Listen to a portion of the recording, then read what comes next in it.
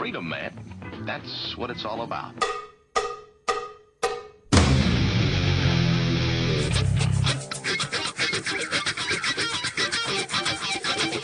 You've got to groove on freedom, like the good book says.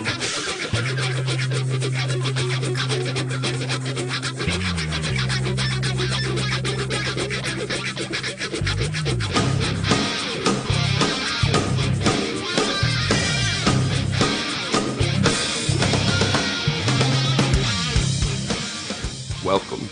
You are listening to What on Earth is Happening. This show will discuss the topics of human consciousness, mind control, natural law, the occult, and all issues that affect the freedom of the people of Earth. What on Earth is Happening will endeavor to shine light upon the darkness of our world and to offer empowering solutions to the problems we face as humanity approaches its critical moment of choice. And now, here is your host, Mark Passio.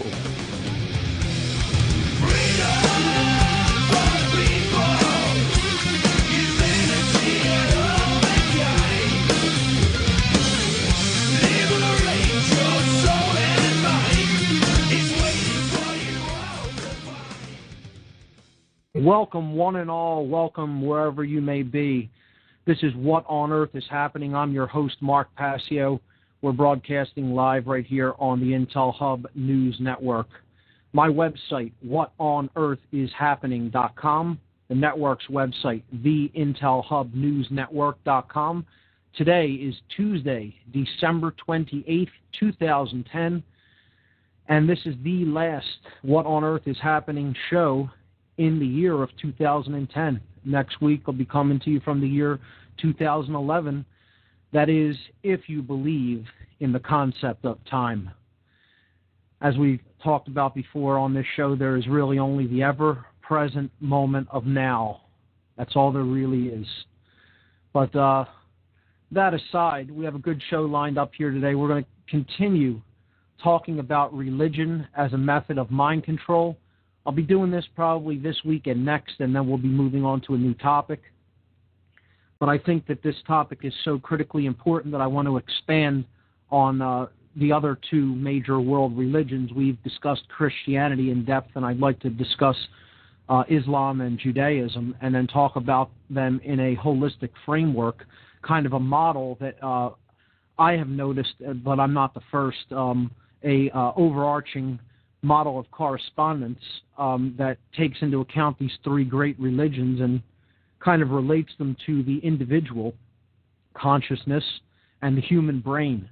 And this is going to be kind of a very abstract and somewhat out there concept, but if you follow along with me, and I think some of the images in the podcast that I'll put up, I usually put up images, related images with each podcast on my podcast page, so that after the show, people, if they want to go back and listen again to the shows, can get a visual representation of some of the ideas that I talk about on the show. I'll also sometimes post links to books, documents, and videos, so do avail yourself of that information on my website, What on Earth is Happening, by going to that website and then clicking the Podcasts tab, where you can listen to free archives of every one of these broadcasts, and like I said, get supporting material on those pages for each podcast. So let me give the call-in numbers, and then I'm going to read a couple of event announcements, and then we can get started. Feel free to call in at any time. I like taking calls. The callers to this show are always great, and there are no taboo topics here. I'm only going to give one call-in number here today because I don't know if anyone is screening the Blog Talk line. Bob usually does that, but Bob Tuskin is on vacation this week. So I'm just going to go with the TalkShoe call-in number for tonight. We'll go back to a dual call-in number next week. So for tonight, the call-in number for the show is 724-444-7444. Once again, the call-in number, 724-444-7444.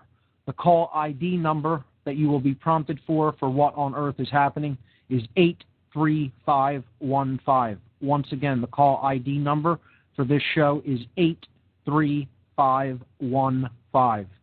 No taboo topics. Call in and talk about whatever you like, and hopefully we'll get a few callers and we could take some calls here this evening. I have a couple of event announcements for events coming up in my area. Again, I read these to promote local activism because that's what it is ultimately all about, is once you know, doing something with that knowledge. Once you know what's really going on here, become active and take that information to other people in your community. So, coming up next month at Germ Books and Gallery, Free Your Mind Conference Fundraiser number 3. This is the third fundraiser for the upcoming Free Your Mind Conference in April. This will be taking place Sunday, January 16th, 2011 at 2 o'clock p.m.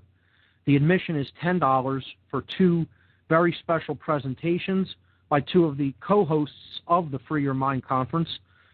One being myself, Mark Passio. I'll be presenting a brand new presentation that I put together entitled Everything I Needed to Know in Life I Learned by Watching The Wizard of Oz.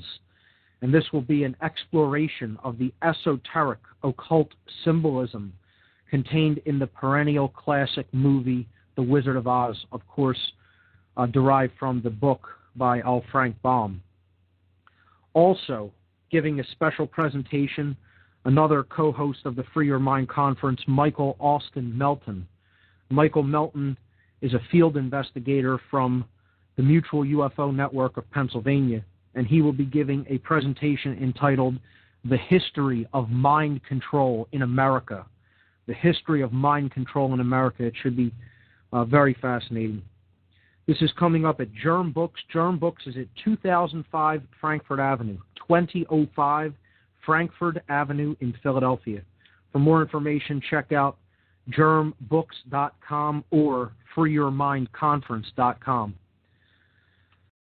Saturday, January 22nd, 2011, the activist group Truth, Freedom, Prosperity will be hosting a networking social.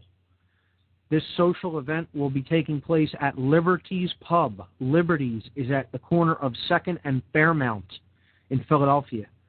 And the social gathering, the networking social for Truth, Freedom, Prosperity will be held on the 2nd floor of Liberty's Pub.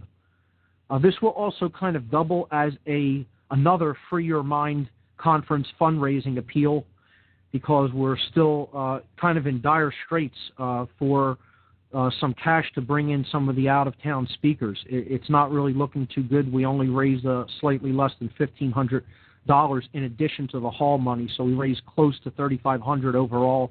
We really needed to raise close to $9,000, so we fell well short of our goal for the fundraising for the event. So unfortunately, it may need to be scaled back if we don't get the funds that we need to bring in some of the speakers from out of town, because their flights and hotel rooms can be somewhat expensive.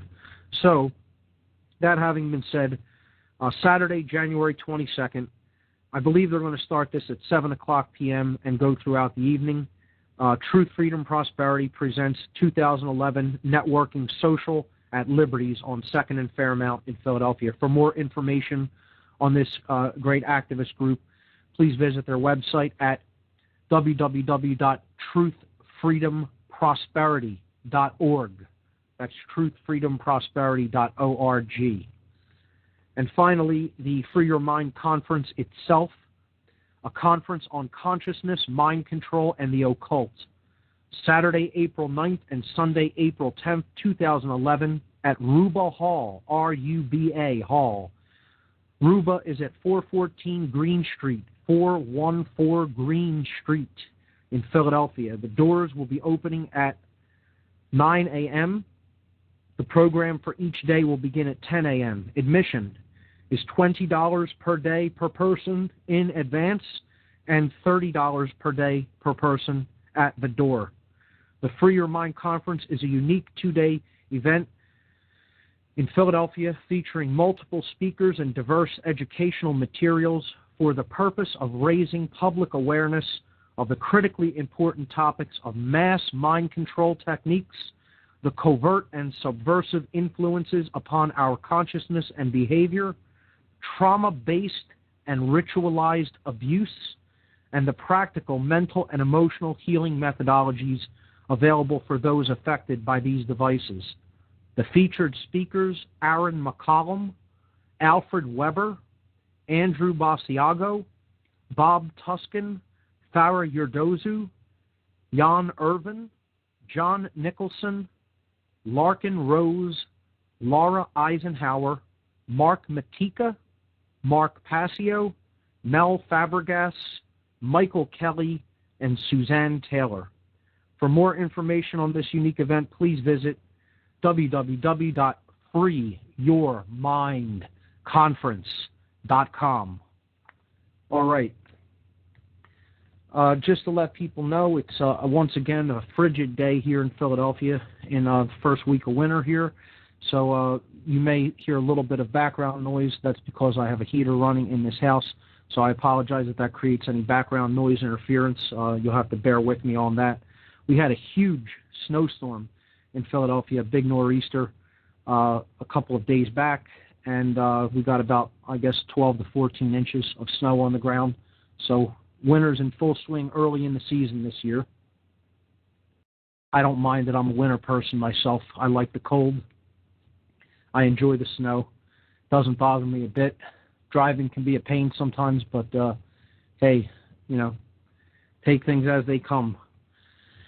With that having been said, let's jump into what were we talking about last week? I ended the show. We were talking about the planets. We were talking about the planets as the ancient septenary of gods, the seven gods of the ancient world. And these are the planets that can be seen with the naked eye. The naked eye can't see anything beyond Saturn, aside from other stars and some galaxies. But with the naked eye, you really can only see, in our solar system, out to Saturn.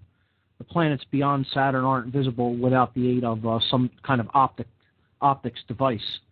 So the seven objects from the Earth that could be seen with the naked eye in the ancient world are the Sun and the Moon, of course. And then the planets that can be seen are Mercury, Venus, Mars, Jupiter, and Saturn. So these are the seven ancient, quote, gods of the ancient world that are the gods of astrotheology. And specifically, the two gods of astrotheology are the Sun and the Moon, and then, of course, there are the other planets and the stars. And in that pantheon of gods, or in that sect or cult, however you want to look at it, of astrotheology, Saturn is the ruling deity, because Saturn is the farthest planet, therefore it's that can be seen with the eye, and therefore its orbit is the greatest. Its orbit encapsulates the orbit of all the other planets inward toward the sun. Therefore, Saturn was seen as the ruler of the planets. So, in the planetary bodies, Saturn is the highest aspect of that hierarchy of, quote, gods. And then, of course, there are the stars, which are the small lights of the heavens in addition to the planets.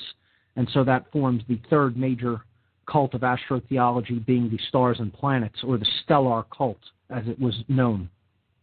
So you have the solar cult, the lunar cult, and the stellar cult. So the cult of the sun, the cult of the moon, and the cult of the stars and planets.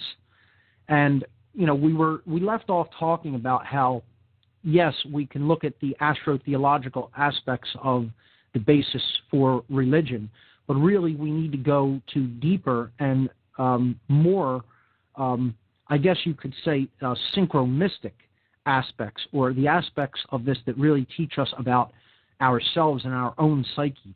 So what I was doing at the end of the show last week, before we go into talking about, this is just kind of a bridge into talking about some of the other religions, the other two major religions in addition to Christianity being Islam and Judaism.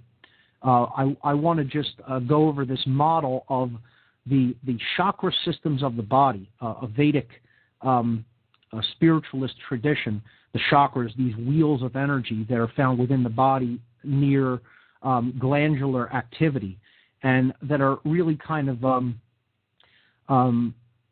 gauges for health or disease, and they are internal energy upwellings that exist within ourselves.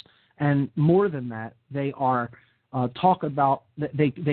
relate to and correspond to. This is going to be a big topic of the show today, is correspondence. These correspond to different aspects of the personality. And what the really enlightened ancients were doing was not really worshiping these external planetary bodies as gods per se. This is what it may have devolved into, as any tradition sort of devolves from its original intent. But what they really understood is that these were aspects, symbolic aspects of fundamental aspects of the personality that exist within the self, within the human psyche. Just like we talked about Christianity, you have the external astro-theological story that is given to the masses, the exoteric story. And then, beneath that lies the esoteric astro-theological aspects of Christianity, which we discussed at length last week. The story of the sun and the houses of the zodiac, the helpers of the sun, the savior myth, that has been told throughout the ancient world, probably hundreds of times. I think I gave over 40 examples last week. And how it's passed down to us today as Christianity. But there's a deeper tradition that lies beneath that even, that gets to the heart of the matter and the truth that underlies different religious traditions. And that is always about the self. It is always about our psyche and our aspects of our true selves and what really our deeper motivations are as an individual and a species. And the ancients were really in touch with that, and they understood it well. And so they symbolized this through the symbolic deification of these planets as gods. But they understood that they weren't the actual gods, that this was symbolic. And, they didn't really worship the sun per se. Now, some of them did. I'm not going to say that wasn't happening. Okay, I'm talking about the people who really came up with these original traditions and understood this to be just an aspect of the principle of correspondence, that the universe is self-similar across scales, okay, that which is above is like to that which is below, as it is stated in the Hermetic tradition, okay, that we live in a holistic, holographic reality in which the very small is or the microcosm is a reflection of the macrocosm, or the very large, and vice versa. The very large is a reflection of the very small. The whole is contained within all of its parts, okay, and each part reflects the totality of the whole. It can be said a million different ways, but it generates the same basic holographic fractal principles that underlie reality, and that we are really now only rediscovering through quantum mechanics and other scientific fields of the modern day. So to go back to this model that I was starting to break down and outline last week, the Vedic chakra systems, okay, they, again, are about these energy upwellings within the body, but more than that, they're about different aspects of the self or the psyche. So we looked at the root chakra, okay, and this is what I corresponded to the planet Saturn. And there's an image up there on the last podcast on the page. I believe it was podcast 39. Tonight's show will be number 40. So if you go up to the site and you go to the podcast page, somewhere in the related images for podcast 39, you'll see an image of the planets. And then the next one after that, you'll see an image of the planets as the chakras of the body. So I'll start this over again today and lay out the planets in their correspondences to these chakras. I'll name the chakras, talk about the colors of them as well, because if you look at the image, you can see the related colors. Okay, and we can see how these will relate to different aspects of the self.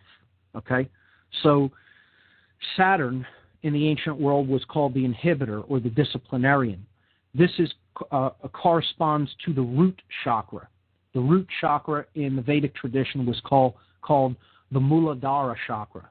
So the Muladhara chakra, as a matter of fact, when we get into talking about Judaism, I'm going to begin to break down some Kabbalistic knowledge from the tradition of Kabbalah. And I will do this to the best of my ability, to the extent that I have studied Kabbalah myself, because I think initiating people into this tradition is a very important thing to do, and a very important thing to help people to understand what this tradition was originally intended as. I've said in the past on the show that this section on religion was going to be sort of an introduction or an initiation into different occult schools of thought. And that is what we're going to start getting into when we talk about Judaism in particular, because I'm going to start, again, breaking down some of the Kabbalistic tradition. But I'll pick up this chakra correspondences when we come back after this break.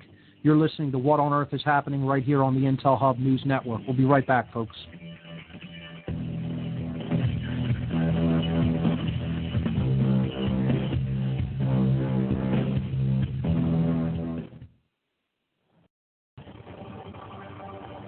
In a world where corrupt oppressors and oligarchs have seized control of the population, total tyranny is amongst us. The burden of humanity rests on our shoulders. The only way out is to expose the global crime syndicate known as the New World Order. Together, we are all one. Together, we are Intel soldiers. The battle for free humanity ensues. Join us in the fight. TheIntelHub.com. A very wealthy U.S. citizen is predicting that in 2011, we will witness the most important day in America in more than 50 years. He says it will change everything about our lives. The way you shop, travel, invest, educate your children, and even how you take care of your health and family. Now this man has made some outrageous predictions over the years, but the crazy part is he's usually right. You see, he predicted the collapse of GM, Fannie Mae, Freddie Mac, and America's biggest mall owner, General Growth Properties, a few years ago. In fact, Baronis called his work a dire prophecy.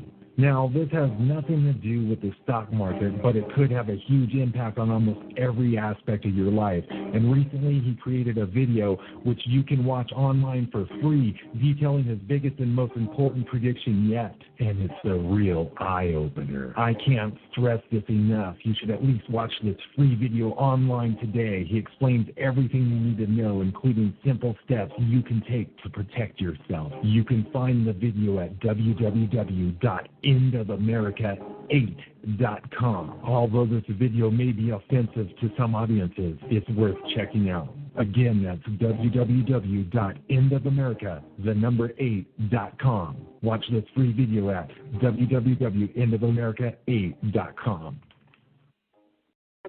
You are listening to the Intel Hub News Network, crushing the New World Order piece by piece. Secure your future. Get your non-hybrid seed pack now. With the looming economic crisis, food shortages, and other toxic disasters, now is the time to be ready. Just click on the Heirloom Organics banner at the top of our Blog Talk Radio page today. Secure your future and the future of your family in hard times. Heirloom Organic Seeds.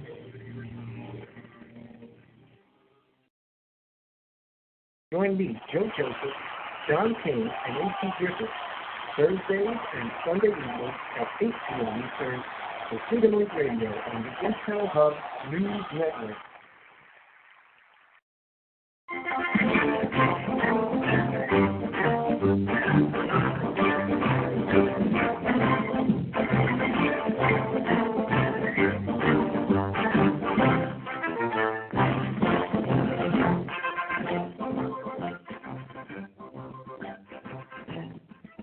Okay, we're back on What on Earth is Happening. I'm your host, Mark Passio. What we were getting into before the break was the chakra system and how this kind of corresponds to the planetary system.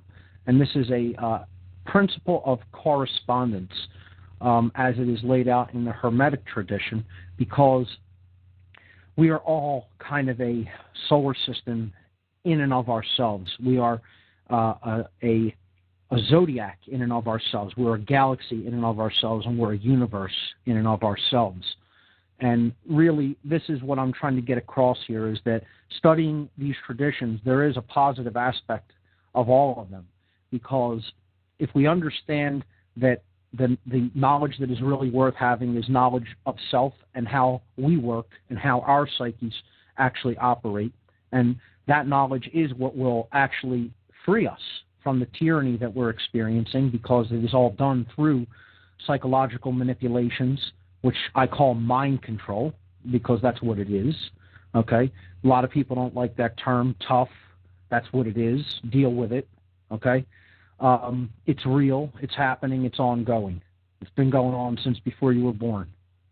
And we need to come to terms with that, and the way to really get in touch with that knowledge in many cases is to study the occult and to study hidden systems of knowledge that are reserved basically for the initiated or the esoteric aspects of society.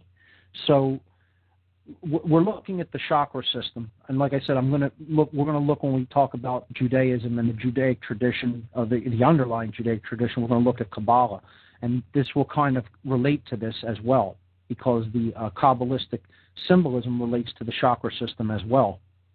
So the planet Saturn is what we were talking about. That's kind of what bridged me into that brief aside there. Was known as the inhibitor or the disciplinarian of the solar system. It is the inhibitory aspect, the one that comes in when we're out of balance and makes its influence known. Okay, it has to correct. It's a correction device. Okay, so this is why law is often associated with a Saturnian cult. Judges wearing black robes. We'll get into that when we talk about the religion of Judaism. But Saturn, again, looked at as the king of the planets, or the top of the hierarchy when it came to the planets, because it had the widest orbit. And so therein it contained all the other planets. But this idea relates to the base chakra of the body. Now, the base chakra is actually at the very root of the spinal column, the base of the spine. And this is traditionally associated with base consciousness or instinctual behavior. Okay? So this is fight or flight mode. This is, actual combative consciousness. This is a very low state of awareness, a controller aspect, in other words. That which responds to something reactively or with a need to control, okay?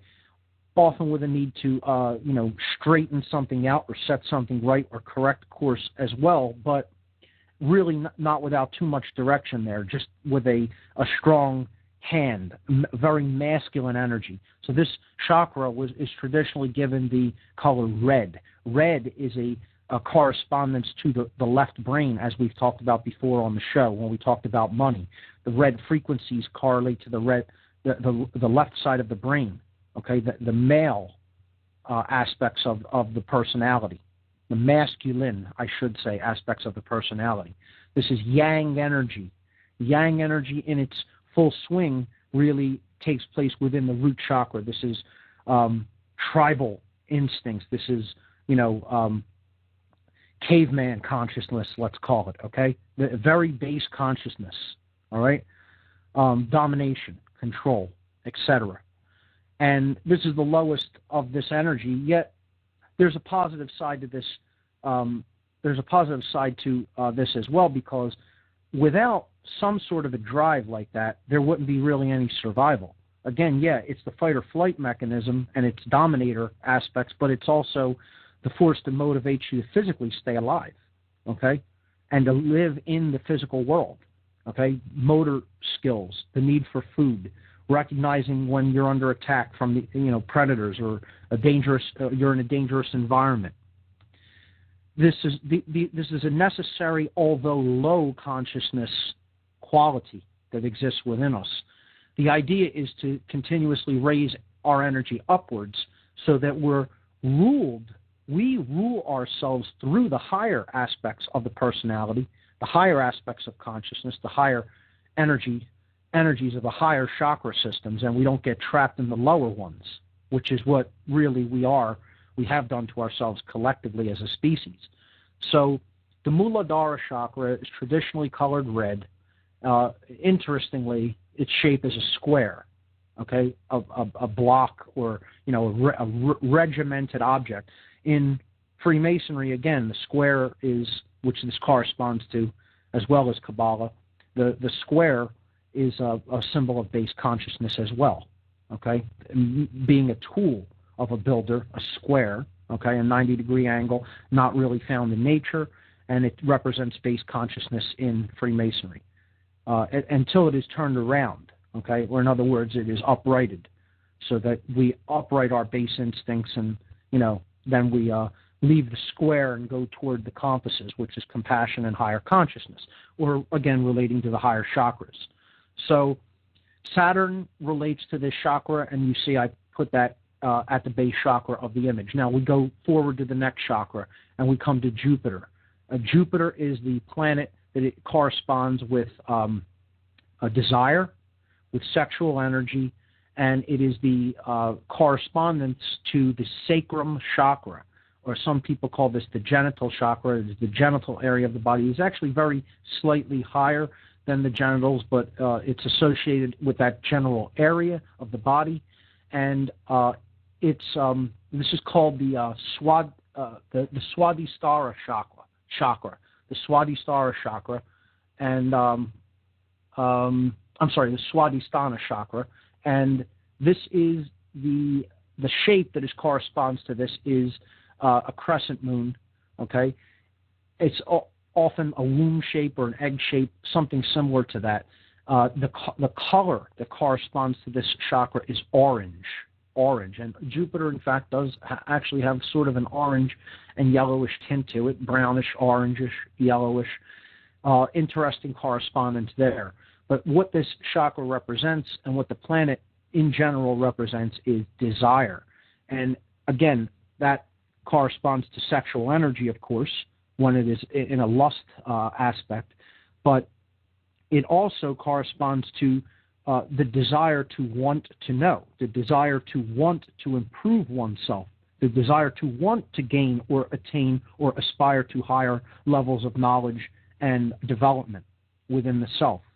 So this is kind of a positive influence, and it is a step up from the just base needs being met and survival-only mentality. So we really need to at least get to that before anything further unfolds toward our the higher levels of our nature. And this is often depicted as, the beginning of initiation, okay? The desire to want to start to learn about the personality, start to learn about the psyche, start to understand more about the self, okay, as was written in on the Delphic Oracle in Greece in their mystery tradition. Know the self and you will know the universe and the gods. And this is what the planet Jupiter kind of begins to open up through initiation, through the wanting, the desire to go forward toward truth and out of pure base consciousness or animalistic consciousness. So that is the second chakra, and that would, in this solar system that we all carry within ourselves, that would correspond to the planet Jupiter or the sacrum chakra, okay? So moving forward to the next planet inward and the next chakra, would be Mars. Mars is the god of war, okay? Mars corresponds to the solar plexus chakra, the solar plexus being right near the diaphragm, okay? The stomach area, the guts, in other words, because this chakra represents willpower is what this chakra represents. It represents courage. This chakra is called, in the Vedic tradition, the Manipura chakra, again corresponding with the solar plexus, and its color is yellow. And that's interesting because, when we lack courage, people say that we're yellow. This is a phrase that we generally reserve for people who are cowardly or don't have guts or don't have will, okay, don't have courage. So interesting how the language reflects some of this. And, Mars is the god of war, okay, the god of, pure male will power and actually conquering, a god of, conquering others, warfare, pure willpower exerted, okay, getting things done, right, the actual ability to actualize something, not just talk about it, think about it, but actually do it, okay? So that's willpower. And this is one of the most important aspects. See, this chakra is the highest of the lowest three chakras, but if it is used properly, if it is unified with the higher chakras, including the heart chakra, it is one of the most important, because this is what actually gets us to activate ourselves and take action in the physical world. This chakra has to be ruled by the higher chakras for us to take proper action in the world. But still, it is a quite important aspect of the self, because we can think all we want about what we know to be true. We can know in our hearts that it's true. We can believe it. We can, feel positive emotion about it. But unless we actually use our will center, our willpower, to actually get things done in the physical domain in which we live and operate, nothing actually changes. Nothing actually gets done.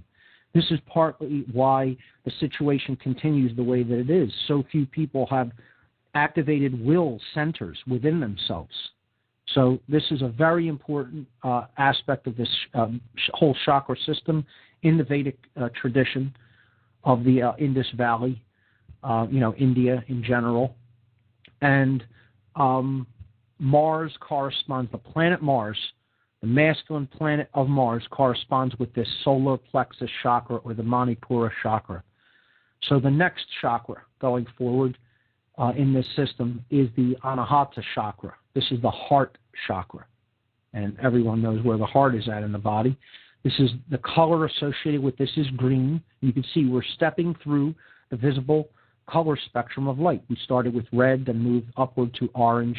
The higher the frequency, the higher the chakra. The higher the frequency of light, the higher the frequency of the chakra, and the higher it is in the body along the middle of the body, the spinal column. Okay? So these energy wheels correspond with the frequencies of light, and they correspond with the planets. Again, this show is highly about correspondences, okay, as we'll even see more of a little bit later. So we go to the Anahata chakra. This is the Earth-Moon system, okay? So a lot of scientists don't even talk about this as a single planetary system. They talk about it almost as a dual planet, the Earth-Moon, okay? Because our moon exhibits, we talked about this a little bit in the last couple of weeks, exhibits qualities that no other moon in our solar system does. It is bigger in proportionary size to the planet than any other moon. And, we touched upon the controversial subject a little bit that the moon may not even be a natural satellite. And, there's a lot of speculation going on about that. I posted a book called Gods of Air and Darkness on my podcast section last week that touches upon this topic a little bit, but it's a very good book that talks about lost ancient civilizations and human origins, the origins of our current civilization, and it proposes a lot of intriguing questions. I highly recommend it. It was written back in the 70s by Richard Mooney. The Earth-Moon's system, okay, taken together, The moon, of course, is seen from the Earth. So the Earth is not contained in this system of gods of the ancient world because we're on it. We're viewing things from that perspective, so it's not included in the objects we see in the sky, but the moon is. So ultimately, what I'm getting at here is that the heart chakra is all about what's really going on here on the Earth. This is a place that souls really incarnate to learn about compassion, natural law, understanding of the self, care, true care. That's what this whole experience is about, in case you haven't figured that out. You have to care enough to make a change. You have to care enough to change yourself. Okay, it's all about care. It's all about developing true care toward the higher aspects of consciousness, and the care to really motivate people to evolve to higher states of awareness and consciousness so that the species evolves in consciousness. So we'll pick up from that point when we come back at another commercial break. I'm Mark Passio. You're listening to What on Earth is Happening right here on the Intel Hub News Network. A very wealthy U.S. citizen is predicting that in 2011, we will witness the most important day in America in more than 50 years. He says it will change everything about our lives, the way you shop, travel, invest, educate your children, and even how you take care of your health and family. Now this man has made some outrageous predictions over the years, but the crazy part is he's usually right. You see, he predicted the collapse of GM, Fannie Mae, Freddie Mac, and America's biggest mall owner, General Growth Properties, a few years ago. In fact, Baronis called his work a dire prophecy.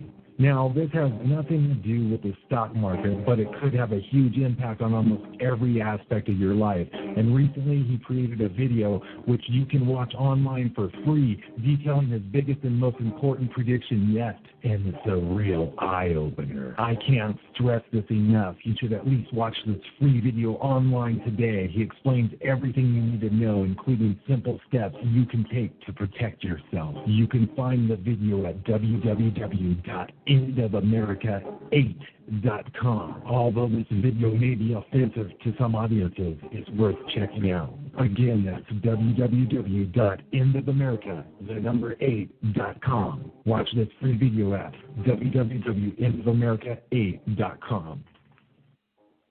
Are you still paying your credit cards and so-called bank loans thinking that you owe the money?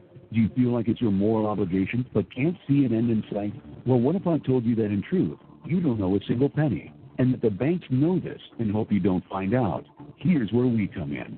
Free2Prosper.com specializes in a profound debt repudiation method which challenges the validity of your so-called debts, morally frees you from the burdens, and protects your property.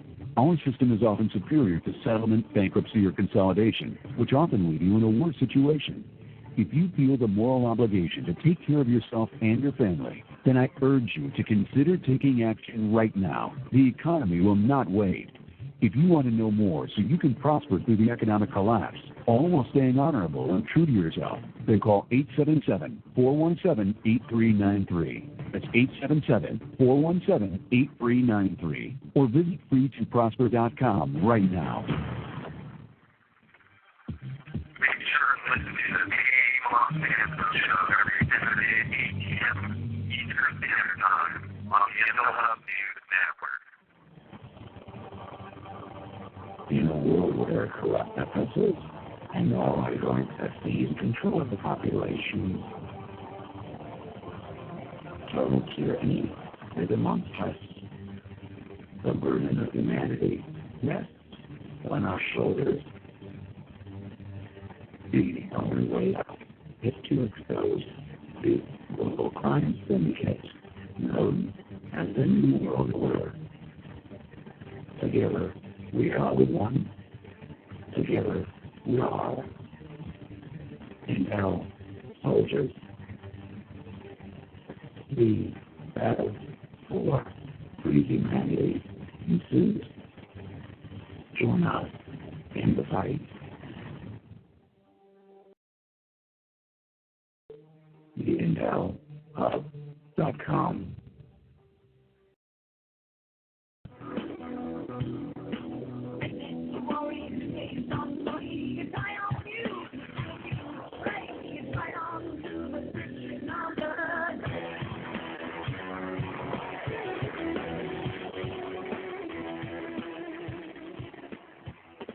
Okay, we're back, and I was talking about the heart chakra and its correspondence to the planet Earth and how we're really here to learn the dynamics of true care. That's what it's ultimately all about, understanding that we're one, understanding that as one suffers, all suffer. And interestingly, the color of the heart chakra in the Vedic system, or the Anahata chakra, is green. We talked about green as being the balance frequency. It is the middle, the dead center of the visible spectrum of light. It represents mediation or balance. It represents love energy, which is totally tied to the concept of care. It represents the balance between the left and right brain hemispheres. It represents the color of nature, green energy. This is a green planet, green and blue, but in general, all of the natural forces that grow here on the earth, on the land, are green. Green is the color that we need to take in as far as food goes to really have health in the body. The dark green leafy vegetables alkalize the body, keep us healthy, provide basically, the nutrients that we need. And this is completely tied together with the forces of nature, the sacred feminine energy, the energy of balance and love. And again, it's tied together with the concept of balance between the brain hemispheres and, of course, the visible spectrum, light energy. Okay? So green is that balance or fulcrum point between the two opposite extremes that we need to, come to really understand what is needed here, what we need to do, how we need to change, the level of care that we need to develop in order to really make this great change come about, which is basically coming out of a purely left brain male dominator system of control, hierarchy, compartmentalization, and the erosion of rights and freedom, to a balanced, holistic society that reintegrates the sacred feminine, the goddess, so to speak, and respects natural law and freedom, and embodies it and lives it and puts it into practice. And the heart chakra is really what we need to connect to do that. That's as simply as I can put it. And again, this corresponds to the Earth. The Earth is the heart chakra of the solar system, period. So just sit and meditate on that and think about that for a moment. For some people may not think that there's anything to this correspondence, but there is. And, if you just open your mind and your eyes, you will see it. And it isn't just, I'm putting images together to make this work out like this, okay? Really sit, think about it, think about what was said, look at some of the images and, meditate upon it, or contemplate upon it, I should say. So the next chakra, now we're getting into the highest chakras, the higher chakras, the ones above the heart chakra, again, acting as a fulcrum or a balance point between the lower chakras and the higher chakras. We're getting into the three higher chakras, which are the throat chakra, the third eye chakra, and the crown chakra. So the throat, or the Shuddha chakra, corresponds to the planet Venus. Venus is the next closest planet inward toward the sun. This is the speech center, of course, the throat, where our vocal cords are at. And this starts to open us up into higher levels of knowledge and awareness, and most of all, creativity, because this relates with the color blue, which corresponds to the right hemisphere of the brain. And this is about how we use our voice. This is about what do we talk about. It's what kind of things concern us in our mind, so then we actually express that through our words. Do we do it in a way that is, frivolous, that is vain, that is vapid, that, is concerned with absolute nonsense and things that don't really matter? Are we talking all day about sports and celebrity gossip, gossiping about our friends and, things like that? Or are we really trying to get messages across to people that matter, that are about what's really going on, that are about what's really going on within us, And I mean as a whole, as a people within us, okay? It's so important what we use our voice to do. It's so important that we care enough to use our voice. And so many people know what's going on and don't talk. There are people out there who know exactly what is up and what is taking place, and yet they don't activate themselves through the heart chakra to make their way into that let's talk about this, aspect, the throat chakra. This was the case with myself only years ago. I sat on so much of what I knew to be the case for years. For years. I was involved in the dark occult, knew what was basically being done, didn't have the full picture, but knew enough to start speaking out about it. Okay? And I didn't for years because I wanted corroboration from many different sources. I was insecure. I was too insecure in my knowledge to say, oh, if I put this out there, maybe I'm wrong. Maybe I won't be. I'll be ridiculed. Maybe I'll be doing more damage than good by putting this information out. Now I almost look back and want to kick myself for not speaking out earlier because, I'm not sure whether we're too late now sometimes. But the point I'm trying to make here, and I've told the story before on the show. I went down to a meeting in Virginia. On I think it was on the topic of the Mayan it was on the topic of the Mayan calendar, actually. Yes, it was. And a woman at this meeting said, there's so much knowledge you're carrying with you. What are you doing with it? Are you speaking this back out into the world to try to enlighten other people? And I said, no. And she said, what makes you think you're allowed to do that with the kind of knowledge you're carrying? She said, you need to have an outlet for this, like a release valve, pressure release valve, or you're going to do harm to yourself. And what makes you think that you're even allowed to sit on this kind of information and not put it back out there into the world to help others? That you'd be doing wrong by not doing it. And, I sat and thought about that for a while, and that's kind of what spurred me on to even start doing my presentations, led to this show and all the other activities I'm involved with. So starting to speak out is one of the most important aspects on the road to truth. And, it's encouraging that many people are activating in that way. But more people need to, a lot more. So that's the throat chakra, or the Vishuddha chakra, the planet Venus. And again, that's the goddess. The right brain corresponds with it's right next to the Earth-Moon system as well. It's almost a twin of the Earth, size planet. Venus is, okay? And, it's connected right next to the green energy of the heart chakra. You go upward to the blue energy, and that's, you cared enough, and now you're actually speaking, okay? We have to unite. See, the three things that need to be united, actually all of these need to be united, but the key factors are the heart chakra and the chakras that surround it immediately, which is the throat and solar plexus. So you have the emotions, and then how your knowledge is expressed through the voice. Okay, we're going to get to knowledge in a minute, and then uniting that with the will center, which is the solar plexus chakra. Okay, so Venus and Mars have to be brought together by the heart chakra, which is the earth. Okay, the male and female.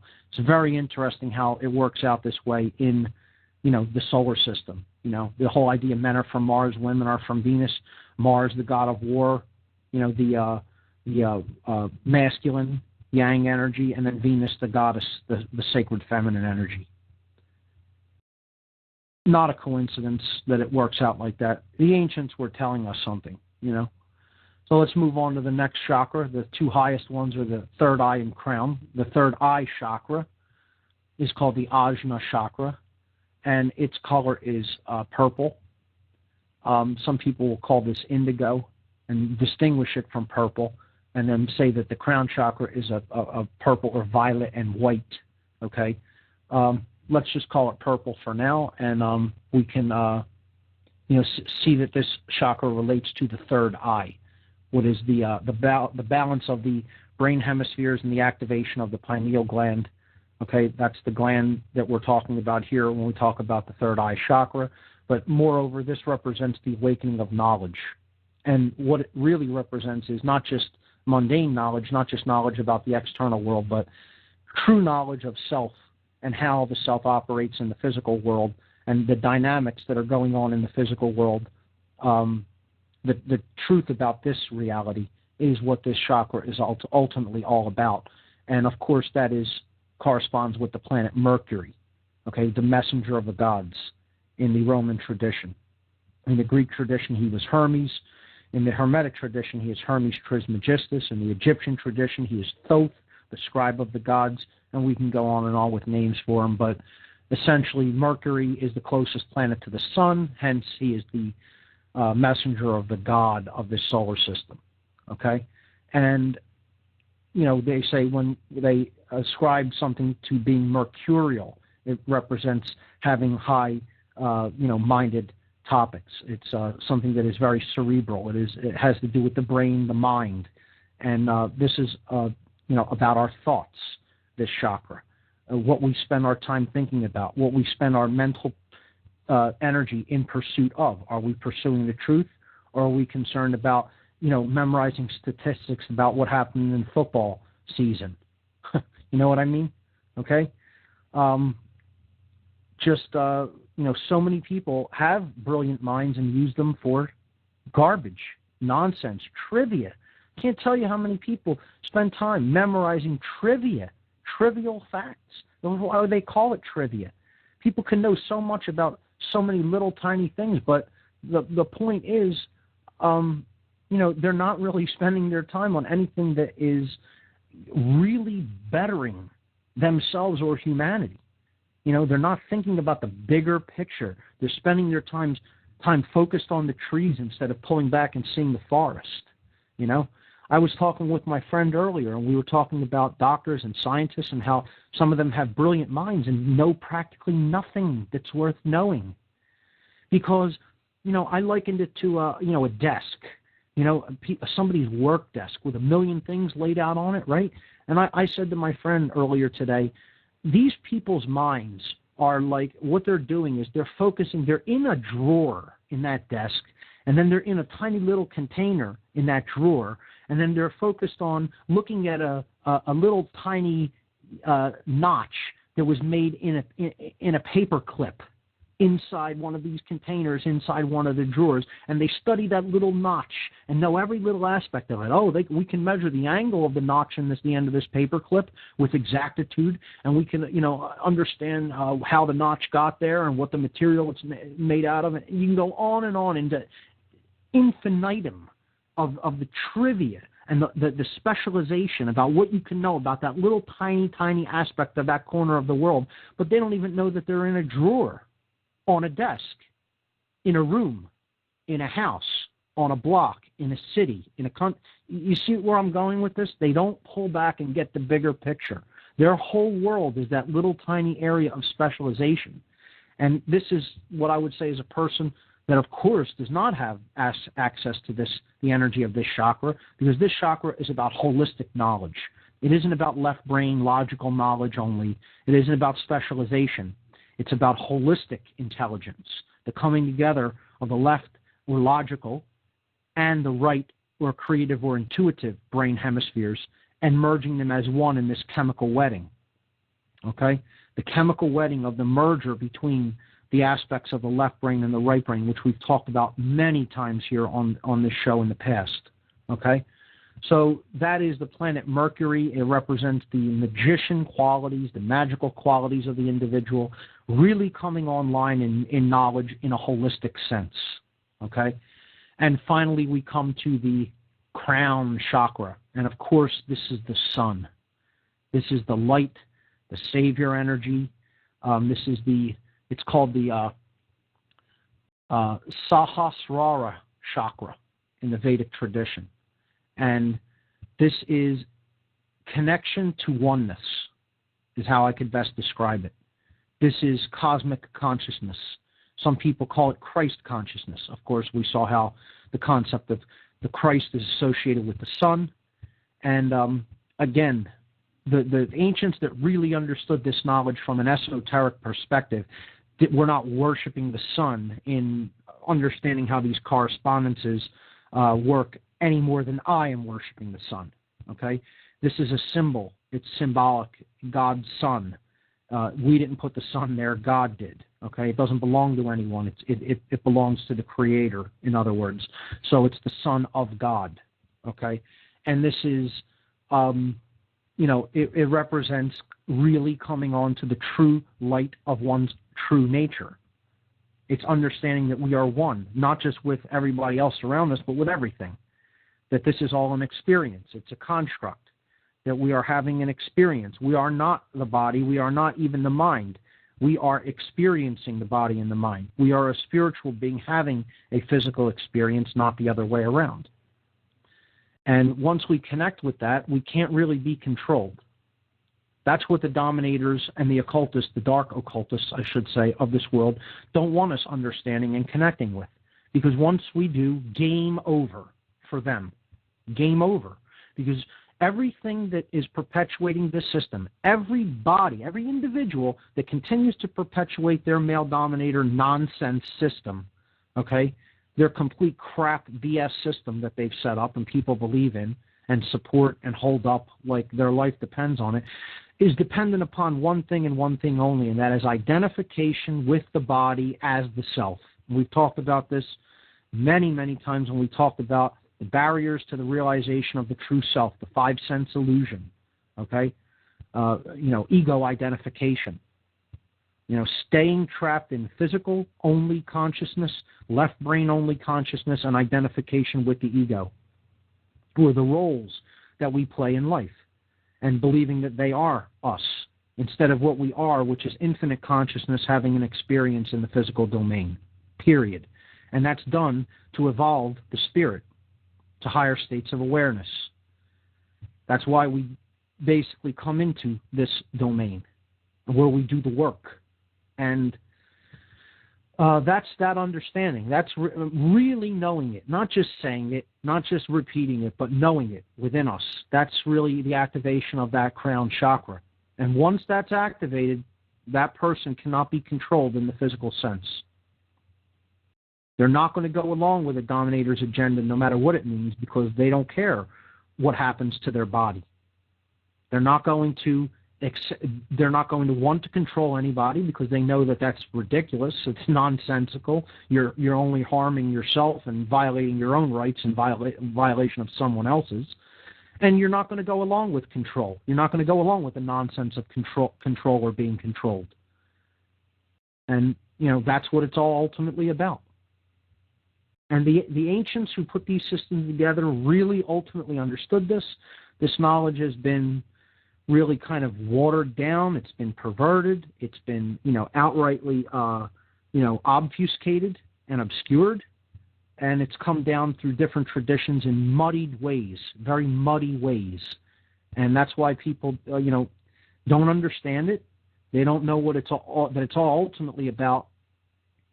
True activation of care, true activation of intelligence, true activation of will, not playing the game of, control at all on either side of it, being a controller or accepting control and being a slave.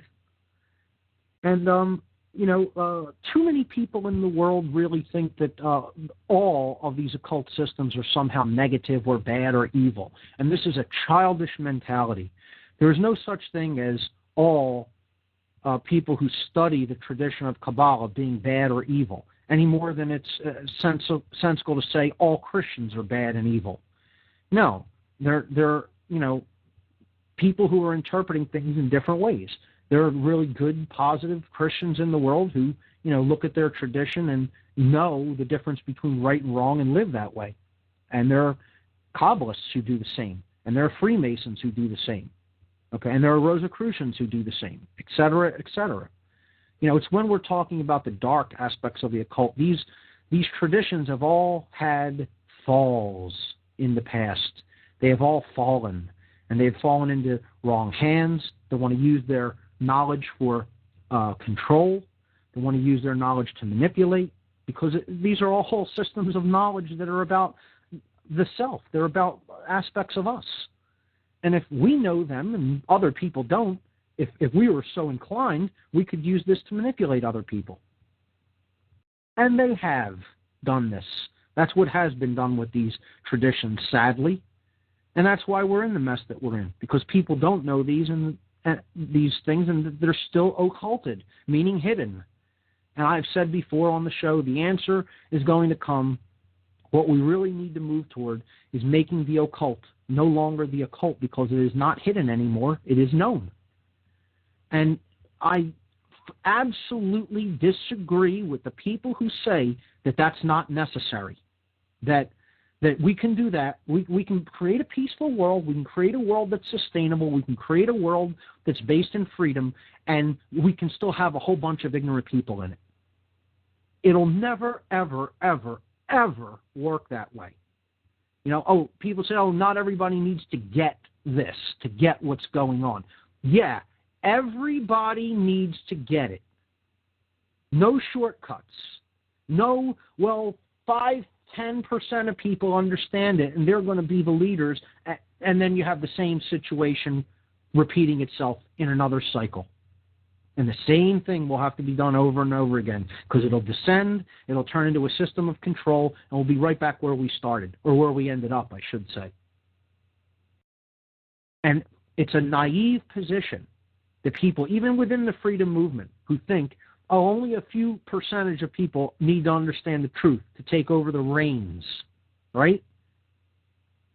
Bull is what I answer back with that. Okay? We need to educate people thoroughly. We need to put this knowledge out into the world until it becomes part of the collective consciousness. Okay? It does need to be known by almost everyone.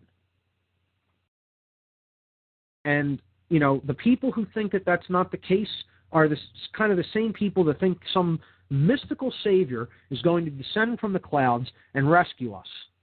Me and another friend joke all the time, the Tooth Fairy is going to be here any day to wave her magic wand and rescue the planet.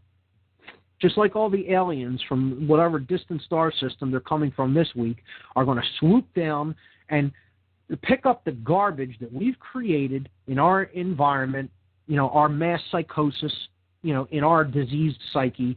They're going to swoop down, clean up all of our garbage for us, and then cradle us in their bosom for all eternity and rescue us from ourselves. Good luck with that. Don't sit around waiting for that and expect that to happen, because you'll be waiting a long, long, long time. Okay? It's up to us to do this work for ourselves. And for no other reason than it's the right thing to do. And for no other reason than it's the truth. But again, abdication is one of the strongest weapons that is continually dangled in front of us like a carrot by the elite. They always want us to abdicate our responsibility to really, really understand, really know. Pass the buck on. That's all. Just pass the buck. It's not your responsibility. You don't need to know this in any kind of fullness. You especially don't need to teach it to anybody else. Just, think that you have it figured out enough, and then move along and, let the chips fall where they may. And all the time, they're running right to the bank as a result of that abdication, They have, it's like I said, and other teachers have said, like Michael Tessarion, his analogy for it, the elite don't look at 7 billion people. They look at one consciousness whose neck is to be put into one collar. That's it. And that's how they work. They work with systems dynamics. That's how they work. Whole systems. They don't think of people as individuals. They think of a whole culture, a society. Like a little petri dish, called a culture. Okay? With all the millions or billions of cells in that dish, and they do an operation to that whole dish, and it affects the entire thing. That's how these elite think. They don't think in terms of, I'm a unique individual, special person with my own unique talents, abilities, and, aspects of my psyche and personality. No, it's 7 billion is one consciousness to be controlled. That's it. And that's, again, people don't want to hear it, but that's part of the reason they're so successful.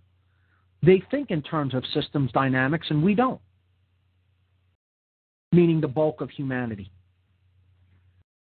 And that's why they can pretty much have our way with us, because we are not evolved thinkers, and they are.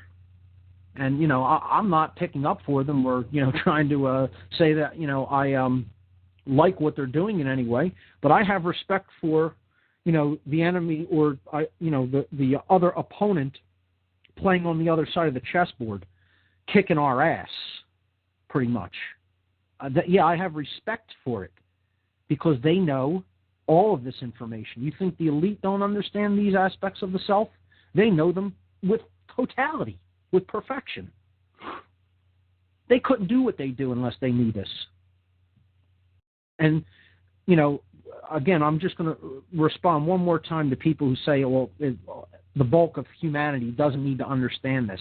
You're crazy if that's what you think. You're crazy. That's all I can say about it, because there are no shortcuts in this game. There are no shortcuts when it comes to self-knowledge. People have to actually do the work for themselves because they cared enough to do it, period, the end. So that's all I'll say about that, and that kind of concludes the, correspondence aspect of what I was trying to do with the chakras and the planets. And I think that's a kind of a valuable exercise, and it's a good meditation to go through, or it's not even really a meditation. It's a good contemplation. I don't know if I ever talked about the 3 modes of thought, but that's kind of a good thing to understand in looking at religion as well, because our society engages in 2 basic modes of mental activity. Primarily, it engages in one, which is concentration. This is active, alert thought, okay? And now I'm segueing into this from the, breakdown of the chakra systems in correlation to the planets, because, again, I'm saying you don't even want to meditate upon this if you want to do this as kind of like an exercise to, look at these different aspects of the self and see these correspondences with the colors and the planets, etc. You want to contemplate on it, and there's a big difference. So the first mode of human thought that I was alluding to is concentration. This is active, alert thought, left brain thought. But this is important for people who are primarily right-brained and don't want to engage in the masculine consciousness. There's a lot of people who are imbalanced toward the right brain.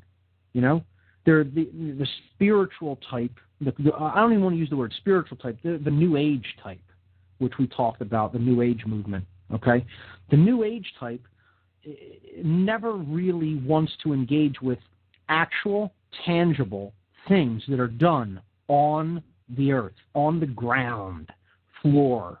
Okay, actually doing work on the game board floor. Okay, with knowledge that is gained from higher up. Meaning, we look at the whole game as a big chess game that's being played between the forces of light and dark. And if you're going to actually move the pieces on the board, you need to exercise the will to move the pieces. You can't sit there and go, oh, I know all this knowledge of how things work at higher levels, but I don't want to soil myself by having to touch that piece on that board. And then the dark occultist comes in, swoops down on the board, makes a few moves, and checkmates you. Okay? And that's what's really happening. So we need to understand that concentration, while it is the predominant mode of thought in the world, and that's, sometimes can be not good because people never engage in anything else but left brain thought. That's part of what's keeping us in this manufactured reality. Nobody's engaging the feminine aspects of thought, the intuitive and creative aspects of our consciousness. But when we are too right brain, it could be damaging as well, and we can't really get anything done. We drift in this, hazy, quasi-spiritual state, which isn't really a high level of spiritual attainment. It's a trap, if you ask me.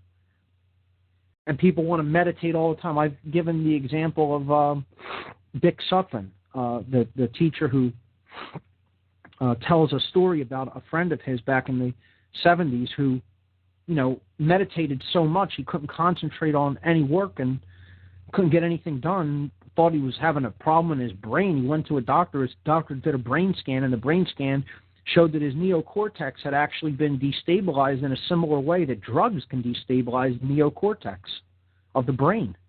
And he said, I know you're not high, but you're scanning like you're high right now. He did blood work on him, I guess, and didn't find any drugs in the system. He said, I meditate on hours a day, hours and hours a day. He said, well, that's what it is. He's always in a right brain state, never engaging the physical reality that he lives in, that his body, is carried in. We need to not totally be engaged in the physical world to a point where we identify with it, but we don't need to neglect it either. This is what led to religion completely conquering and taking over the world, pretty much, is this a right brain state of consciousness. Now we're going to the opposite imbalance. A left brain state and government is taking over the world. Because religion is the binding upon the left brain that keeps people trapped in the right brain all the time, and then controllers who understand how that works can keep people enslaved practically spiritually, through what they believe. It's a form of mind control. And, government is the opposite. It's binding upon the right, feminine, creative, intuitive part of the brain to have a total control system come in and take over. They're both forms of mind control. They just work on different parts of the brain. So, concentration, important, can help balance when you're in too much of a right brain modality. Pot smokers, that are excessive with it. I'm not saying, we talked about, cannabis as being an entheogenic compound. It could help people get out of excessively left brain modalities. But there's a balance that needs to be struck, is what I'm getting at. Not making the pendulum swing from one side too far to the other side. Listen, I'm going to take a break right there and give the call-in number again, because I'm way past the top of the hour again. If anybody wants to call in, the call-in number, 724-444-7444. Once again, the call-in number, 724-444-7444. The call ID number that you will be prompted for when you call in is 83515. The call ID number for What on Earth is Happening, 83515. So back to the modalities of human thought. Concentration, left brain modality. Meditation, right brain modality. And we've talked about both of these. The middle or mediating modality of thought is contemplation. And look, right in all of these words, I think I've mentioned this before on the show, but I'll say it again. Concentration, right? We break down the words. This is green language. This is alchemical language, okay? We've talked about green language. You only really see it if the consciousness is attuned to the green frequency. It's not red, it's not blue, it's not left brain, it's not right brain. It's in the middle. Concentration, con means come together or with. In Latin, it's a prefix. And centra, concentration, right? And then the last part of these words, so you have come together or together, center in the middle, center, right? And ation ends these words. Concentration, meditation, contemplation, ation, okay? ation, at ion. Okay, this is green language. It's word pun language, okay? At ion. The I is on. You are at the state of consciousness that makes the I on. Okay, on is another word for light. Okay, On means the sun or the light. Okay? On, ion. The I, on. Not off, not in a state of off or being blind, but on, alert, awake. And an ion is a positively charged particle. It could be a negatively charged particle too, but it means that the energy is present. You know, there is energy there, electricity, awakening, ion. Okay? So concentration can help us to come together at the center to bring the eye on if we're in too much of a right brain state. That's why it's a left brain modality of consciousness that can help us balance consciousness if we use it properly. Meditation, medi, okay? Medi means in the middle, the center. At ion, same thing. It can help us to come to the center, to center ourselves if we're too in a left brain state. That's why people favor the method of meditation, because we're a largely left brain, physical, task-oriented society identified with the physical world. So meditation, if we're in a left brain modality, predominantly, can help us to come to the middle again, or balance consciousness. But the best way to do it is to use contemplation. We'll talk about that right after these words. You're listening to What on Earth is Happening right here on the Intel Hub News Network. We'll be right back.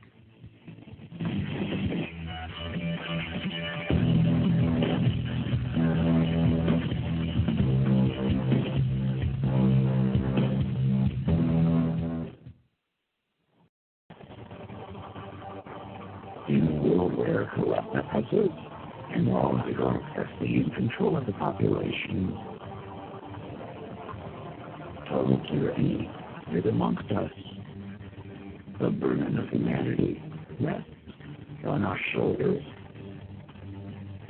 The only way out is to expose the global crime syndicate known as the New World Order. Together, we are all one. Together, we are Intel soldiers. The battle for free humanity ensues.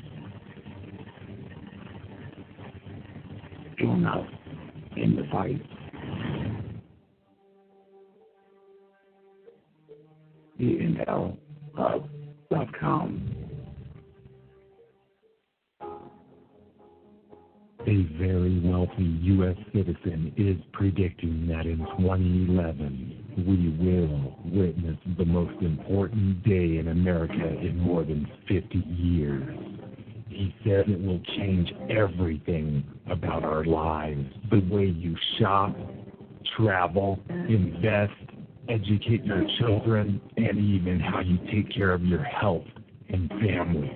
Now this man has made some outrageous predictions over the years, but the crazy part is he's usually right. You see, he predicted the collapse of GM, Fannie Mae, Freddie Mac, and America's biggest mall owner, General Growth Properties, a few years ago. In fact, Baronis called his work a dire prophecy. Now, this has nothing to do with the stock market, but it could have a huge impact on almost every aspect of your life. And recently, he created a video which you can watch online for free, detailing his biggest and most important prediction yet. And it's a real eye-opener. I can't stress this enough. You should at least watch this free video online today. He explains everything you need to know, including simple steps you can take to protect yourself. You can find the video at www.endofamerica8.com. Although this video may be offensive to some audiences, it's worth checking out. Again, that's www.endofamerica8.com. Watch this free video at www.endofamerica8.com. You are listening to the Intel Hub News Network, crushing the New World Order piece by piece. Secure your future. Get your non-hybrid seed pack now. With the looming economic crisis, food shortages, and other toxic disasters, now is the time to be ready. Just click on the Heirloom Organics banner at the top of our Blog Talk Radio page today. Secure your future and the future of your family in hard times. Heirloom Organic Seeds.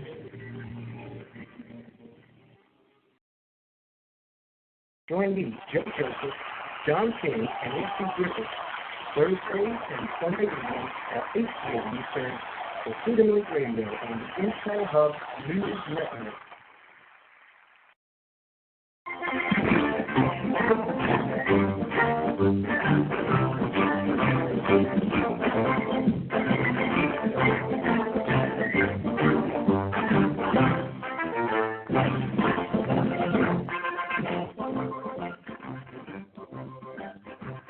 Okay, we're back on What on Earth is Happening.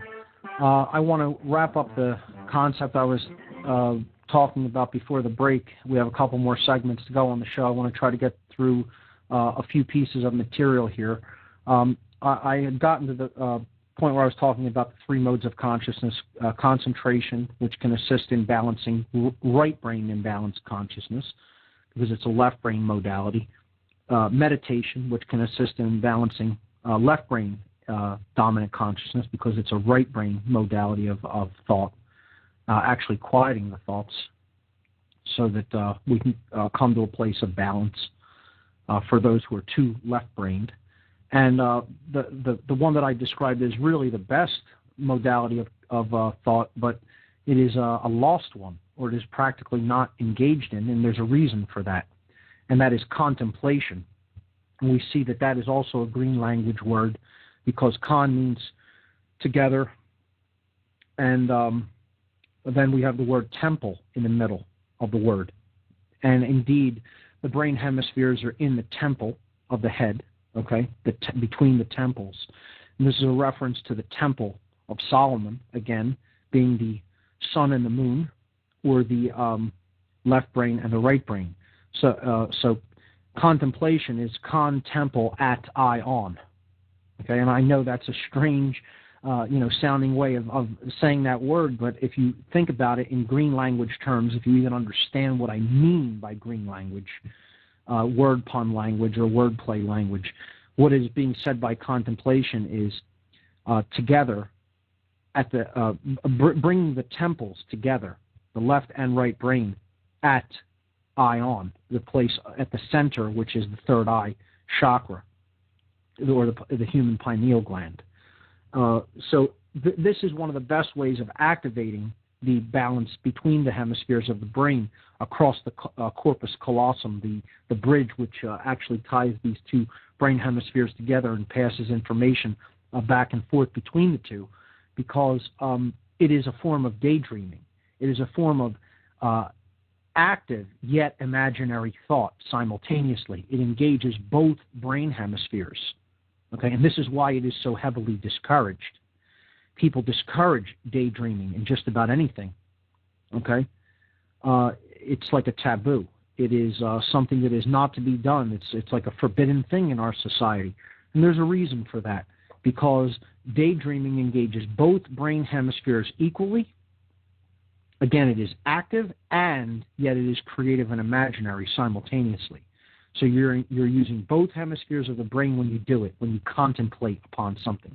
Not deeply concentrating on it, yet not meditating or quieting thought completely, but actually actively engaging it, but in a creative way. And that's what this society doesn't want anyone doing. And that's the lost mode of thought, or the lost mode of prayer, some people actually call it. A simple daydreaming for the manifestation of one's own intentions and the solving of problems that we may encounter. Try it sometime. And I'll guarantee you, if you can get into that mode of consciousness, because it's not even easy to get into, okay? Most people fall into either not being active enough, in which they slip into a form of meditation, or being too active, in which they start concentrating or trying to force the issue. Contemplation is a very subtle balance between these two modes. And when we hit it right dead center, pun intended there, okay, it's amazing the kind of things that you can come up with in that state of consciousness. And that's why it's so frowned upon by the dominator culture. So the modes of thought, again, that's also connected with religion in many ways, because it is about the manifestation of what we want to see happen and how we want to change ourselves, and people have called that prayer, but prayer is kind of a fallen form of that, that is descended into simple begging, just placating ourselves to a desire of some God, or begging that God for manifesting our desires for us. In which case we don't really learn anything if the answer is just given to us. We didn't have to do any work to achieve it or learn about any aspect of ourselves. We just magically get something. I've never believed in that mode of prayer.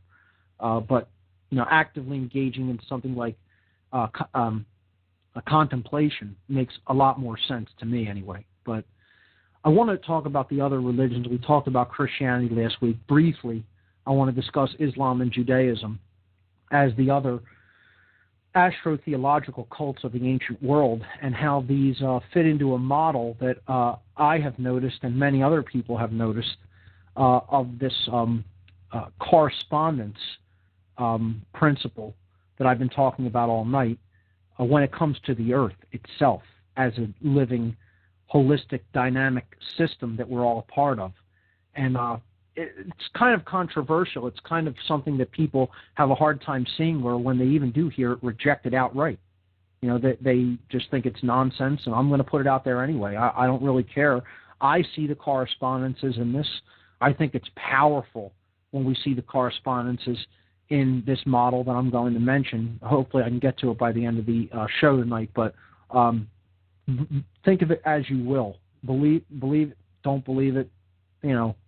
I say, don't believe anything. If you see the correspondence in it and you value this model, maybe try to relate it to somebody else. But, if you think it's nonsense, you're within your free will right to think that way. But I see something in, recognize a pattern in how the religions of the world have played out in the modern era, and the geographic positioning of the concentrations of these, and other things that I'm going to get into when I talk about this Earth-brain model. But briefly on Islam. Islam is the lunar astrotheological cult, as we saw that Christianity was the solar cult of the ancient world, handed down to us today as a modern religion. Islam is a lunar cult based on the goddess principle, or the moon, okay? And its symbol is a crescent moon and star, okay? That's telling right there, in that the main symbol for Christianity is the cross. And we saw how that's actually the cross of the zodiac, which the sun is placed upon, and then the story of the sun's trek in the zodiac was patterned around that cross, or the quadrant, the four quadrants or quartering of the zodiac wheel.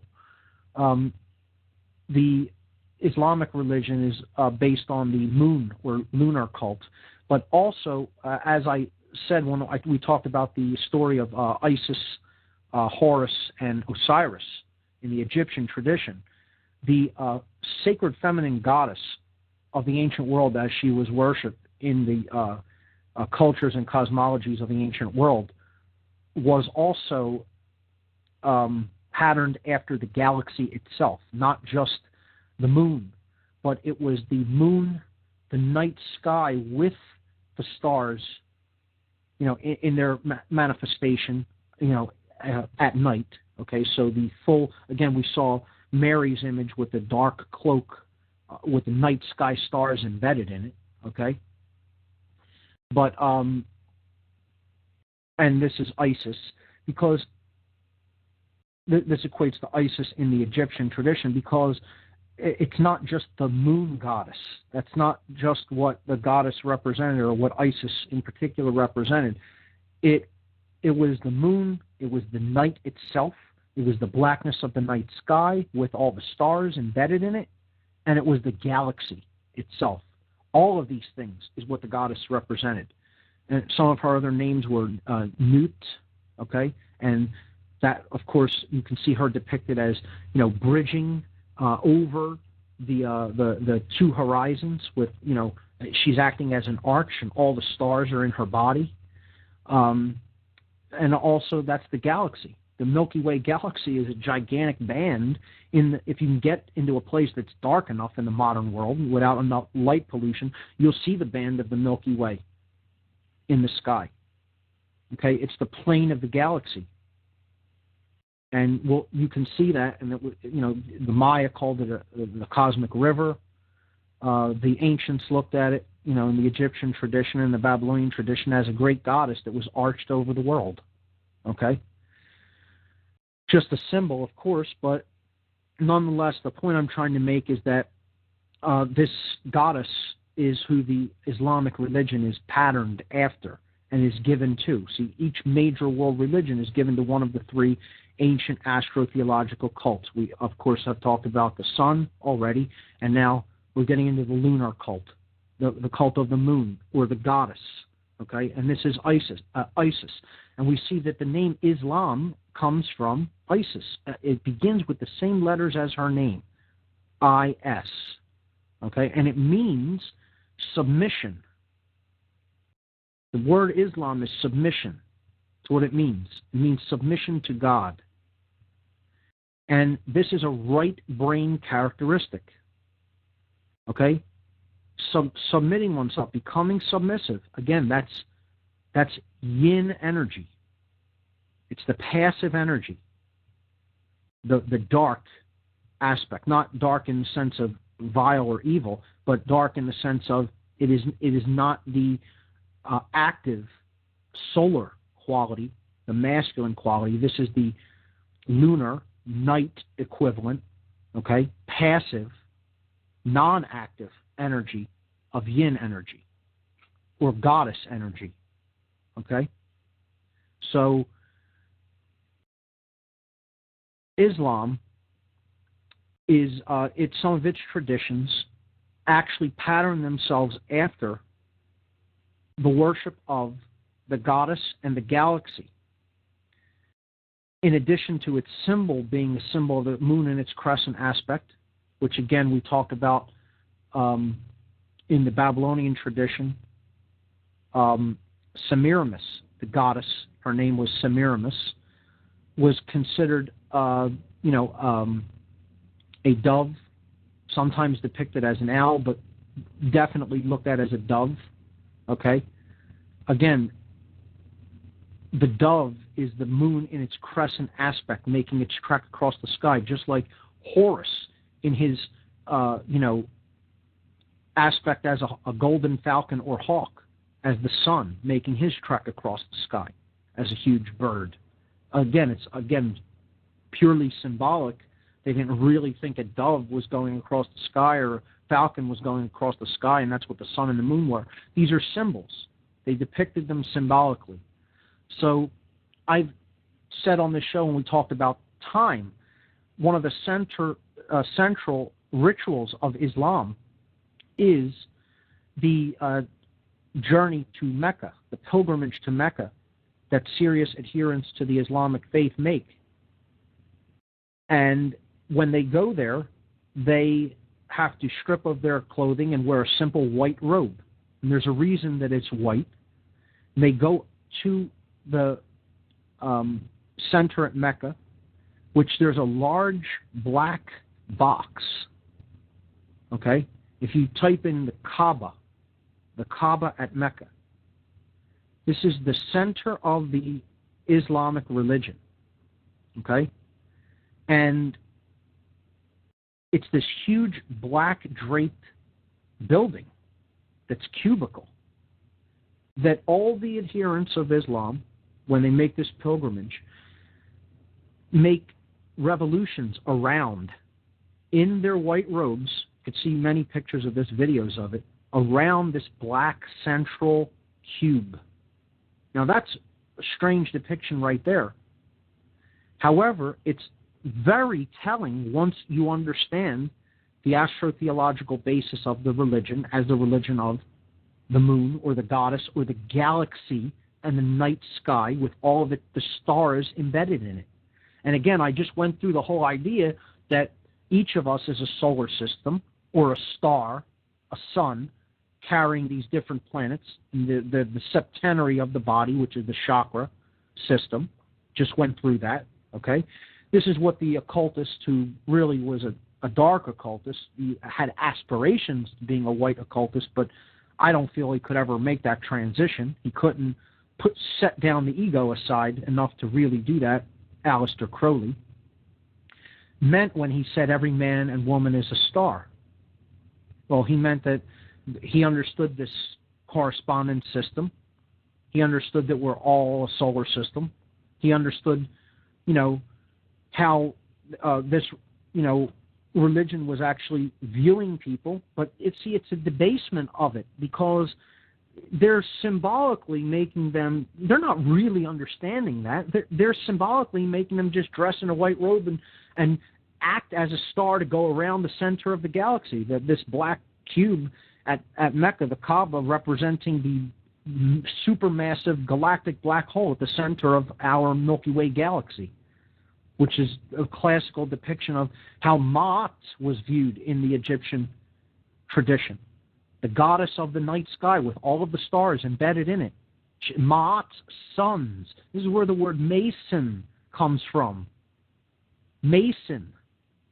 The sons of Ma'at, the Egyptian goddess of the night sky and galaxy. The stars, the suns, okay, or stars, the lights, the points of light of the stellar tradition, okay, the stars in the night sky, and they are Ma'at's sons. Ma'at being the galaxy or the fabric of space herself, traditionally called Nut in older Egyptian traditions, Isis in newer ones. This is the basic underlying tradition that underlies Islam. It is given, this is one of the modern religions that is given to one of the three cults of the ancient world, the astrotheological cults of the ancient world, and this one happens to be patterned after the moon or galactic goddess, and it's right there in their rituals. So I'll probably post a video of the celebration around and rotation of the Islamic faithful around the Kaaba stone at Mecca, the Kaaba building, I should say, at Mecca. So tons of correspondence is there to look into as far as astrotheology is concerned. The Judaic tradition, okay? So Judaism, this is really the mother tradition of both Christianity and Islam. Okay? It is older than both of them. And as we're going to see, and I'm going to spend a great amount of time, probably the whole show next week, talking about the Kabbalistic tradition, Kabbalah, and how it is the root of Judaism. And Judaism is sort of a fallen version of it, and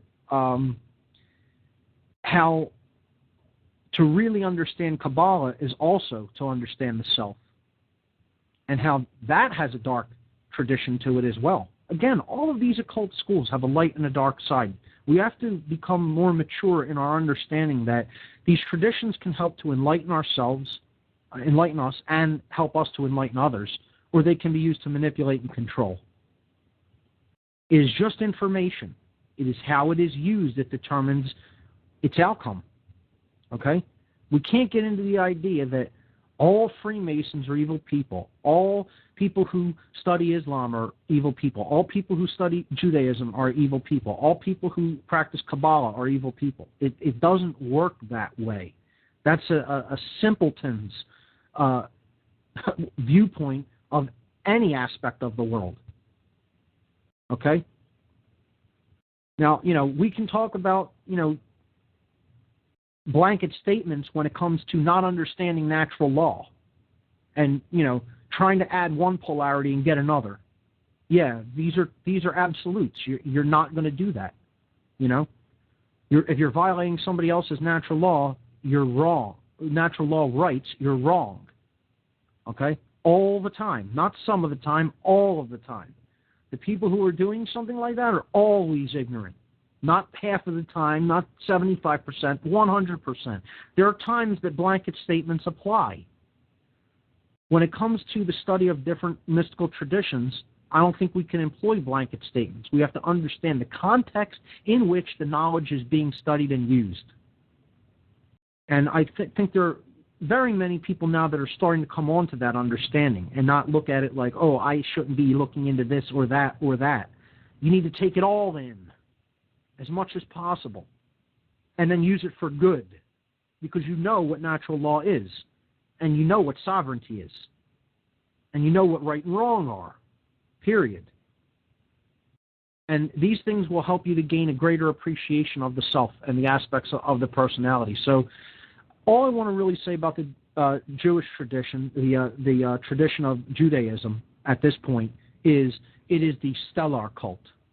It is the religion that is given to the small lights of the heavens. Again, now we've already seen Christianity is given to the sun, or the solar cult. Islam is given to the moon, the lunar cult of astrotheology. And Judaism is given to the stellar cult, the cult of the stars and planets. And this is the reason that the God of Judaism, which in their biblical texts in the Torah is called Elohim, one of the names for God. Elohim is a plural word in Hebrew. As a matter of fact, it's plural feminine. They're talking about, now, Judaism as a religion specifically espouses a singular masculine God.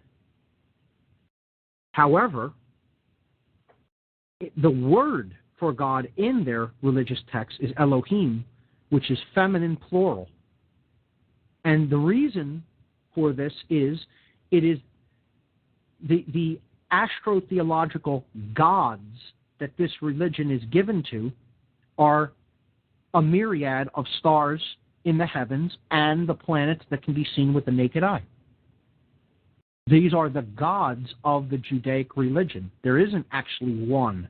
As a matter of fact, the whole idea of monotheism doesn't really specifically apply to Judaism. People think, oh, it's a monotheistic religion.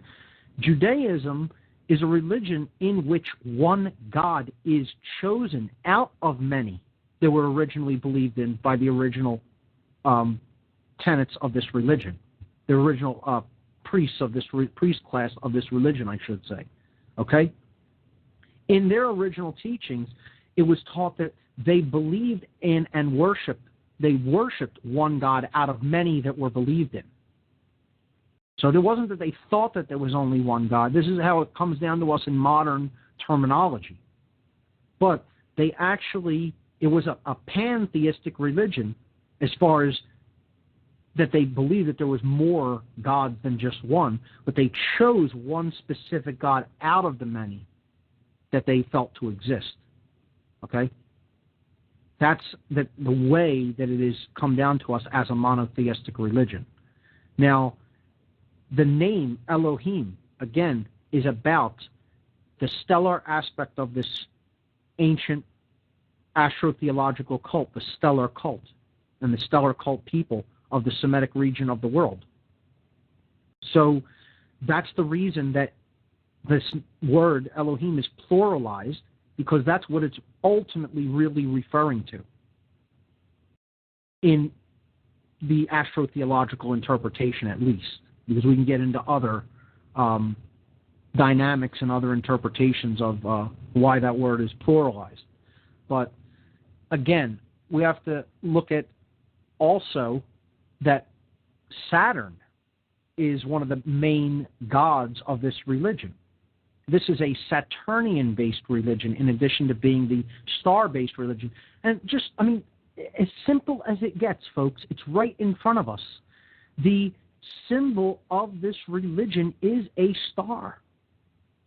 I mean, right in front of us. The cross of the zodiac is the symbol of Christianity. The moon is the symbol of Islam. And the star is the symbol of Judaism. It's right in their symbols. How much more in your face does it need to be, is what I want to know.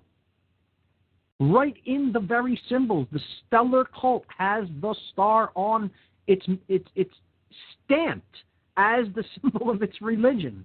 The lunar cult, the symbol that is given to that religion is the moon. And the cross, which we talked about the importance of the symbol of the cross when it comes to understanding the movement and story of the sun as the ancients told it and saw it, visually depicted it, is given to the religion of Christianity, which is the solar-based religion. It's right in the symbols, out in the open. And still people will debate that this is the origin of religion, that astrotheology has anything to do with it. Saturn being, the god of the planetary system as this stellar cult saw it, because it's the farthest body that can be seen with the naked eye. And hence, its orbit contained all the rest, and therefore it was the father of the planets. Okay?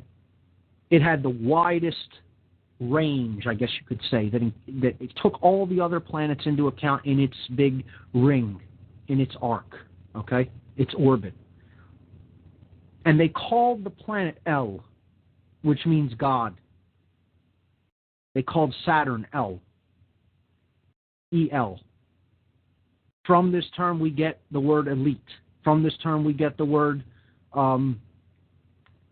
elder. Okay? Followers of this Saturnian-based cult. Okay?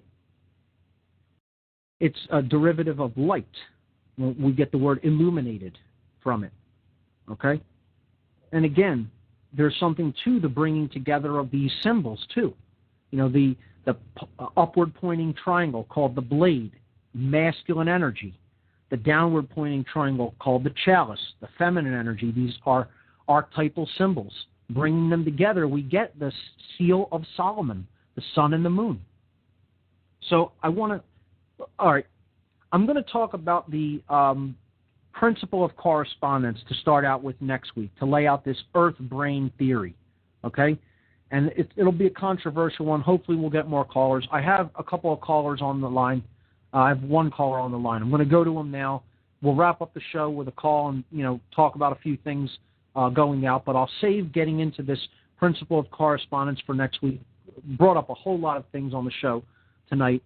I'll post some images. I'll post a podcast. I'll post a video of the rites that take place at Mecca, and we'll get into the principle of correspondence as it relates with the brain and the earth and the religions next week, and then I'll probably spend the remainder of the show talking about the Kabbalistic tradition, segueing into that, because again, I'm going to begin outright initiation into different occult schools of thought on this show as we move forward, particularly as we get closer to the section where we're going to talk about symbology. And in that section, I want to lay out some things on Kabbalah before we do that, and then on that section I'm going to delve heavily into Freemasonry. So look forward to an occult initiation in the coming weeks, ladies and gentlemen, on this show. Caller. It's a non-member in the chat forum on TalkShoe. You're live on What on Earth is Happening. What do you have for us this evening? Father Passio, we are ready for this initiation. We are waiting patiently. It is your nemesis, your old friend, Bob from Cincinnati. My friend Bob, how are you? I'm good. How about you tonight, Mark? I'm doing well. You are pounding it out here, and the connections. Yes, these parallel. The chakras are the planets, are representations of the planets, are representations of the spheres of the Kabbalah. This is amazing. I mean, I didn't even know what a Kabbalistic tree was 2 years ago, and now you're telling me that there are these connections between these major important things in our lives, this is unbelievable how this knowledge has been hidden away, even from a person like me, and I guess I can only speak from my own realization of this, is that I'm a guy who kind of dug for this kind of stuff for decades, and yet only within the last few years, it seems to all of this is pouring out. You are a change agent, and we appreciate what you're speaking about. And before I step back, I would like to say, I'm just going to step back. I'm not going to run away like I normally do, Mark. But the Kaaba, this giant black cube in Mecca that the masses swirl around, that the Muslims swirl around in holy ecstasy. This is the same black cube that is worn, as you already know, Mark, on the forehead of his supposed nemesis, the holy man, the rabbi, the Jew. When he is in earnest prayer, he wears a tiny, small black cube strapped to his forehead, and thus, just in the base of it, as you already know, they're sharing a commonality, and that is amazing and exciting to examine. Absolutely, absolutely. And these traditions all really converge. And this is the reason that some researchers, I can't remember the exact individual who coined this phrase, but when I first heard it, I almost fell off my chair laughing, called them the desert sky god religions. That's what these all are, because they all ultimately come from the same, basic region of the world. Okay, you have Egypt, you have the Semitic region, you have Babylonia, you have Turkey and Saudi Arabia and Iran, Iraq, etc. Okay, particularly Iraq, because that was where Samaria was. Okay, and all of these, you have Phoenicia, Cana, which is what we call Israel now. There. Okay, and all of these basic religions derive from the same region of the earth, which is the Middle East, essentially, what we call the region called the Middle East now, okay? And I'm going to talk about that next week when I talk about the principle of correspondence. I'm going to spend next week on probably half the show on the principle of correspondence and then the other half on Kabbalah. And these concepts relate to each other, because we have to understand that as our consciousness is moving, evolving, or in some cases devolving collectively, we're going to see things play out in the external reality that we live in that correspond to those movements in consciousness. It's inevitable, because consciousness is everything. It's tied together with everything that we are, everything that we are surrounded by, everything that we experience. And I'm going to hopefully, my intention here is to get people to look at, as happens with the very small, will be reflected in the large pattern, the very large pattern that we see play out. And that's the model that I'm going to lay out. For those who have seen my video, they've seen this and are familiar with it, but I'm going to do my best to try to break it down in symbols and words next week on the air, and I think people will get a lot of it if they follow what I'm saying and kind of contemplate it. Again, you don't need to concentrate on it, you don't need to meditate it, just contemplate it. That's what I asked. So, Bob, I want to thank you for bringing up great points as always, and I'm glad that you're, enjoying it and looking forward to looking deeper into some of these occult traditions. Because, yes. Well, no, I agree. And Mark, thank you again. Ridiculous that I say it again, but you're explaining things to the majority of us out here, and we appreciate it. I'll be honest, Mark, you were the first person before and since that introduced to me, and I think this is very important if one is to understand Hermeticism and the profundity or the profoundness of it. I'm misspeaking, and I apologize, guys. But anyway, the Temple of Solomon, this is not, see, up to this point, even now, they're trying to convince people this is a physical structure, and maybe it was. And I won't do, that's not my pose here, my point here. What I'm posing or putting out here is that Mark was the first and only person to share with us that the Temple of Solomon is consciousness, is a construct of consciousness. And that, oh my God, that is a game changer, Mark. Thanks for putting it out there. Thank you, sir. Have a wonderful evening, Mark. The Temple of Solomon, as the kingdom of heaven, is within. That's a great way to end the show, ladies and gentlemen. That's pretty much all we have time for. We got about 20 seconds, 30 seconds left in the show. I want to thank everybody for listening. Have a great New Year. Have a safe celebration on New Year's Eve. And tune in next Tuesday night, same time, for our further explanation and further delving into religion. And we'll be looking at some deeper traditions as we just talked about. So once again, you've been listening to What on Earth is Happening. My website is whatonearthishappening.com. The network's website, the Intel Hub News Network. Thanks a lot, everybody. That's all we have time for this evening. Good night.